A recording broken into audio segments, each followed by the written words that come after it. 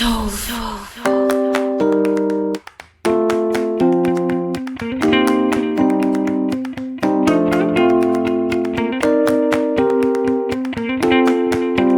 10.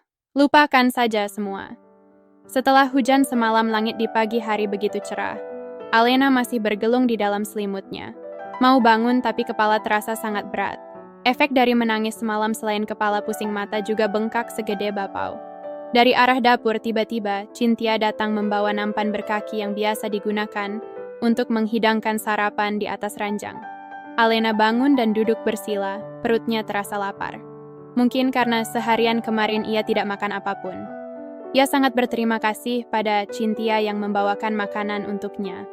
Apalagi ketika dilihatnya isi nampan itu adalah sandwich berisi keju dan telur, sebuah pisang dan kue pie bertabur buah-buahan makanan kesukaannya.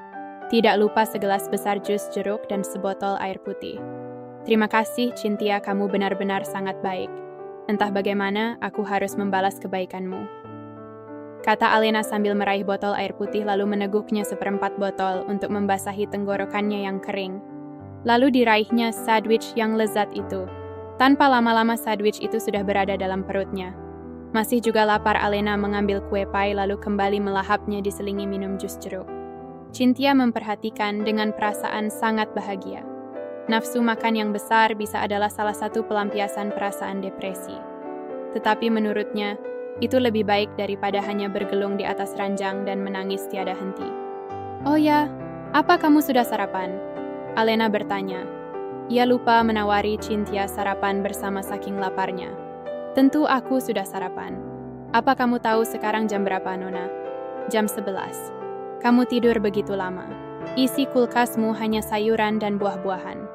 Untung tadi Mrs. Nancy datang membawa banyak bahan makanan. Lalu aku menawarkan diri untuk menyiapkan sarapan untukmu. Ia setuju dan kemudian dia bersih-bersih. Setelah itu dia lalu pamit.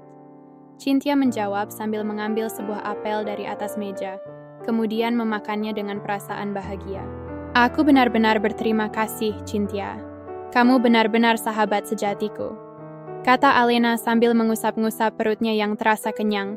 Lalu ia bangkit dari tempat tidur sambil membawa nampannya. Kemudian ia mencari tasnya dan mengambil handphonenya. Kamu mau nelpon siapa? Tanya Cynthia.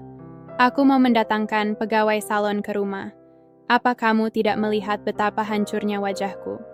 Alena menjawab sambil memainkan jarinya di atas layar handphone dan mencari nomor salon langganannya, kemudian mulai menghubunginya. Cynthia menggeleng-gelengkan kepalanya. Sungguh enak jadi orang kaya. Mau apa-apa tinggal maunya saja. Semua akan tersedia dengan segera, tapi tetap saja tidak bisa membeli cinta. Bagaimana perasaanmu sekarang? Tanya Cynthia. Setelah dilihatnya, Alena menyimpan handphonenya tanda ia sudah selesai menghubungi salonnya. Alena menghela nafas lalu menjawab, lebih baik dari kemarin. Aku akan berpikir secara jernih tentang apa yang harus aku lakukan. Mungkin kata-katamu benar. Aku harus mulai belajar melupakan Nizam dan belajar mencintai Edward. Dia pria yang sangat baik dan perhatian. Hanya dengannya, aku bisa berbicara dengan nyaman. Ia juga sangat lembut. Luar biasa, Alena, that's a good girl, Cynthia berkata sambil melompat dari kursi dan memeluk Alena, tapi kemudian segera dilepaskan lagi. Ih, kamu bau belum mandi, Cynthia berkata sambil menutup hidungnya. Alena melotot sambil meraih bantal kursi yang empuk lalu melemparnya ke wajah Cynthia sambil mengumpat. Cynthia tertawa terbahak-bahak. Ia benar-benar senang melihat senyum Alena kembali muncul. Alena kemudian masuk ke kamar mandi. Ia menyalakan keran air hangat di dalam bathtub. Sambil menunggu air di bathtub penuh, Alena menggosok giginya. Alena menatap wajahnya di cermin wastafel dan berkata dalam hatinya, mungkinkah aku bisa melupakannya? Nizam bagai udara baginya. Apakah ia bisa hidup tanpa udara? Itu sangat mustahil. Tetapi ia juga bukan orang bodoh. Ia harus berpikir realistis. Cinta bukanlah hal yang bisa dipaksakan walau bisa diperjuangkan. Dan ia merasa bahwa ia sudah berjuang maksimal, tetapi mungkin memang Nizam bukanlah jodohnya.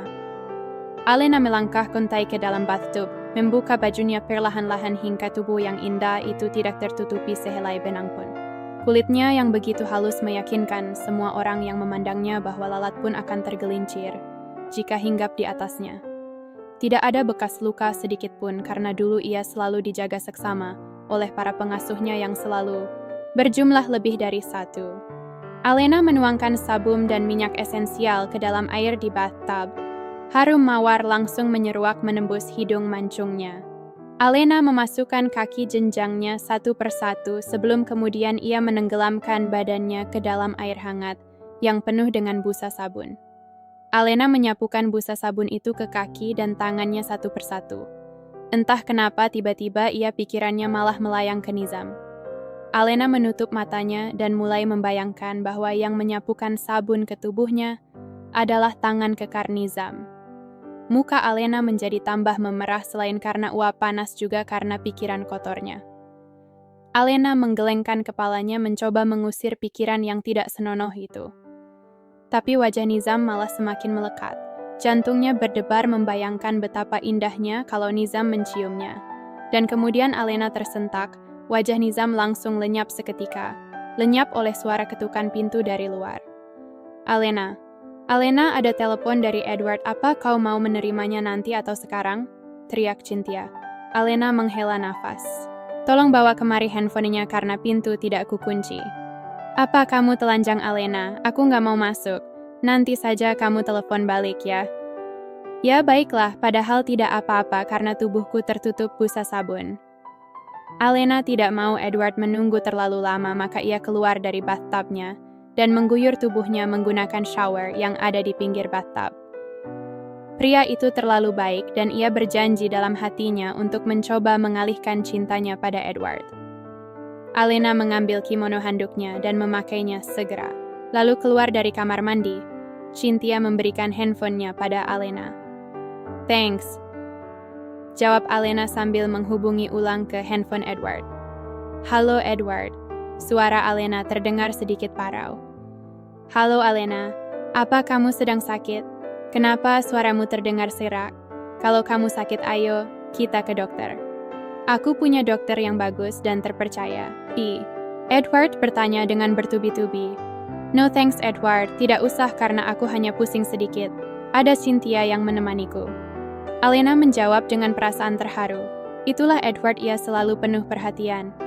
Ya Tuhan, kenapa aku harus mencintai si kepala batu itu? Alena merintih dalam hati. Baiklah kalau begitu, Alena, ada sesuatu yang ingin dibicarakan. Apa kita bertemu di kantin besok jam 10? Tanya Edward. Mengapa harus di kantin?